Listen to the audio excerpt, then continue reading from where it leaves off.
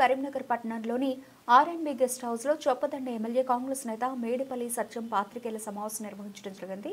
Congress party ప్రజల పక్షాన అభివృద్ధి పనులను ముందుకు తీసుకెళ్తూ ఉండడంతో ఓర్వలేక ఆదివారం రోజున జిల్లా కలెక్టరేట్ కార్యాలయంలో అభివృద్ధిపై సమీక్ష సమావేశం జరుగుతున్న సమయంలో హుజురాబాద్ ఎమ్మెల్యే పాడి కౌశిక్ రెడ్డి ప్రవర్తించిన తీరు ప్రవర్తనను తీవ్రంగా ఖండిస్తూ జగిత్యాల ఎమ్మెల్యే సంజయ్ కుమార్ను అడ్డుకొని దాడి చేయడం బాధాకరమని చెప్పారు. ఈ కార్యక్రమంలో మాజీ ఎమ్మెల్యే ఆరేపల్లి మోహన్, పద్మాకర్ రెడ్డి, పులి ఆంజనేయులు గౌడ్, జిల్లా మరియు మండల నాయకులు, కార్యకర్తలు పాల్గొన్నారు.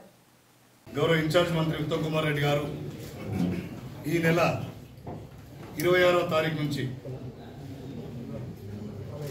అమలుపరచబోతున్న ప్రభుత్వ పథకాలని, ముఖ్యంగా గత 10 సంవత్సరాలు వెళ్ళినటువంటి బీఆర్ఎస్ సర్కార్ ఏ ఒక్క పేదోనికి రేషన్ కార్డులు ఇవ్వలే, ఏ ఒక్క పేదోనికి ఇల్లు కట్టివ్వలేదు, రాష్ట్రాన్ని పూర్తిగా దివాలా తీయించి పరిపాలన చేసినటువంటి చరిత్ర ఉంది.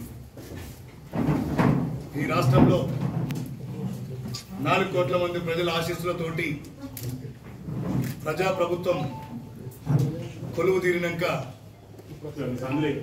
ఒక్కొక్కటిగా ప్రజలకు సంబంధించినటువంటి సంక్షేమ పథకాల మీద దృష్టి పెట్టి ఇవాళ రేషన్ కార్డులు అయితే ఏంటి, పేదలకు ఇందిరమ్మ ఇండ్లు కావచ్చు, రైతు భరోసా గతంలో వాళ్ళు ఇచ్చిన దానికంటే అదనంగా ఒక్కొక్క ఎకరానికి 1000 రూపాయలు పెంచి ఇవ్వడం, ఇలాంటి అనేక సంక్షేమ పథకాల మీద రివ్యూ జరుగుతున్నప్పుడు బీఆర్ఎస్ పార్టీ నాయకులు కాంగ్రెస్ పార్టీకి ఏదో దగ్గర అవుతుండ్రు, ప్రజలు దగ్గర అవుతుండ్రు, ఎట్టి పరిస్థితుల్లో వీళ్ళకు మంచి పేరు రాకూడదు అని చెప్పి హుజురాబాద్ ఎమ్మెల్యే పాడి కౌశిక్ రెడ్డి ఒక సైకోలాగా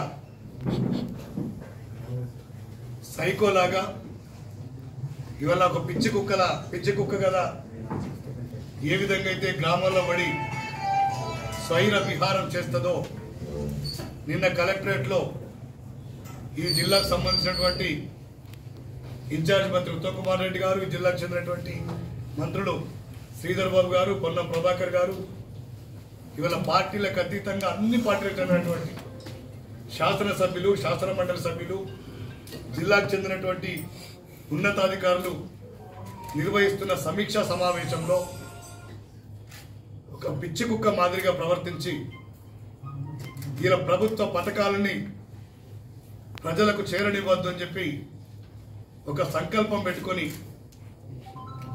ఇవాళ మొత్తం కూడా రసాబస వేసి డిస్టర్బ్ చేసినటువంటి ఉదంతం మనం అందరం చూసినాం.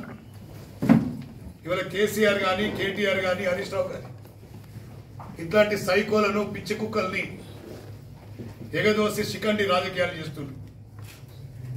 కేసీఆర్ గారు 2014 సంవత్సరంలో అధికారంలో వచ్చినప్పుడు ఆనాడు టీడీపీ ఎమ్మెల్యేల్ని, కాంగ్రెస్ పార్టీ ఎమ్మెల్యేల్ని మరొకసారి 2018లో ప్రజలంతా 88 సీట్లు గెలిపించినా కూడా ఈ రాష్ట్రంలో ప్రతిపక్షం అనేది ఉండకూడదని చెప్పి కాంగ్రెస్ పార్టీకి చెందినటువంటి 19 మంది శాసనసభ్యులు ఆనాడు గెలిస్తే వీళ్ళకి ప్రతిపక్ష హోదా ఇవ్వద్దు, వీళ్ళ ప్రతిపక్ష హోదా తొలగించాలి, వీళ్ళ కనుక ప్రతిపక్ష హోదా ఉంటే ప్రజల పక్షాన వాళ్ళు కొట్లాడతారు, వాళ్ళకి మంచి పేరు వస్తుందని చెప్పి ఆనాడు 12 మంది ఎమ్మెల్యేలు నాకుని ప్రతిపక్ష హోదా కూడా లేకుండా వేసినటువంటి నీచపు పార్టీ ఈ దేశ చరిత్రలో ఏదైనా ఉందంటే అది ముమ్మాటికి బీఆర్ఎస్ పార్టీ. 2014 నుంచి 2013 వరకు, వాళ్ళు 23 వరకు దాదాపు 60 మందికి పైగా తెలుగుదేశం శాసనసభ్యులు, కాంగ్రెస్ శాసనసభ్యులు, బీఎస్పీకి చెందినటువంటి శాసనసభ్యులు, ఇంకా వాళ్ళు ఎంత నీచానికి దిగారంటే కమ్యూనిస్టులకు ఒక సైద్ధాంతిక బలం ఉంటుంది. వాళ్ళు నిజానికి కూడా ఎప్పుడూ పార్టీలు మారారు. ఇలా కమ్యూనిస్టు పార్టీకి చెందినటువంటి ఎమ్మెల్యేలు కూడా ప్రలోభ పెట్టి పార్టీని మార్చినటువంటి నీచ చరిత్ర బీఆర్ఎస్ పార్టీది, కేసీఆర్. ఇలా బిడ్డ కౌశిక్ రెడ్డి, ఇలా పార్టీ ఫిరాయింపుల గురించి నువ్వు మాట్లాడదలుచుకుంటే నువ్వు మొట్టమొదట ప్రశ్నించాల్సింది బీఆర్ఎస్ పార్టీని. నువ్వు ఏదైనా ఉద్యమం చేయాలనుకుంటే బీఆర్ఎస్ పార్టీ ఆఫీస్ ముందు చేయాలి. ఇలా పిచ్చి పిచ్చి మాట్లాడి ఇలా కాంగ్రెస్ పార్టీకి ప్రజాస్వామ్యమైన స్వేచ్ఛ అంటే ఎక్కువ గౌరవం ఇస్తాం.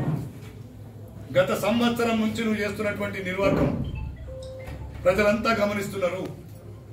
మా ముఖ్యమంత్రి రేవంత్ రెడ్డి గారు మన ప్రజాస్వామ్యం నమ్మాలి, వాళ్ళకి ఇచ్చినటువంటి సలహాలు సూచనలు స్వీకరించాలని చెప్పి ఒక గొప్ప మనసుతోటి మీరు ఇన్ని రోజులు ఏం చేసినా కూడా ఓపికతోటి సంయమనం పాటించాం. ఇప్పుడు చెప్తున్న కౌశిక్ రెడ్డి, నువ్వు కాంగ్రెస్ పార్టీ ఎమ్మెల్యేని, కాంగ్రెస్ పార్టీ నాయకులను